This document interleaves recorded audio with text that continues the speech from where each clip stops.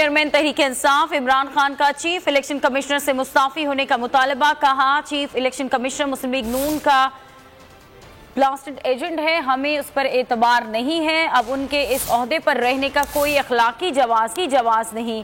عمران خان نے کہا کہ ہم نے استدعا کی تھی کہ تینوں جماعتوں کے اکٹھے کیسز دیکھیں کیونکہ امپائر ہمیشہ غیر جانبدار ہوتا ہے. کارکنان چیف الیکشن کمشنر کے خلاف سوشل میڈیا پر مہم چلائیں، لوگوں کو آگاہی دیں کہ یہ پی ٹی آئی نہیں بلکہ پاکستان کی خود مختاری کی جنگ ہے، قوم کو اسلام آباد آنے کے لیے کال دینی ہے.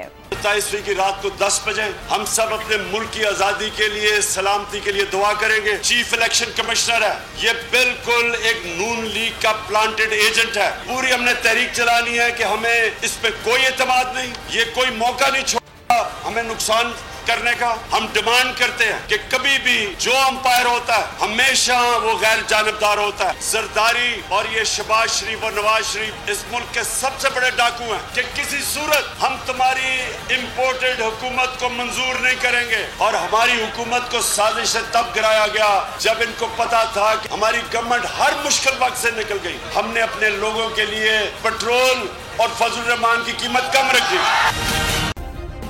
سبسکرائب کریں اور بیل دبائیں تاکہ کوئی خبر رہ نہ جائے.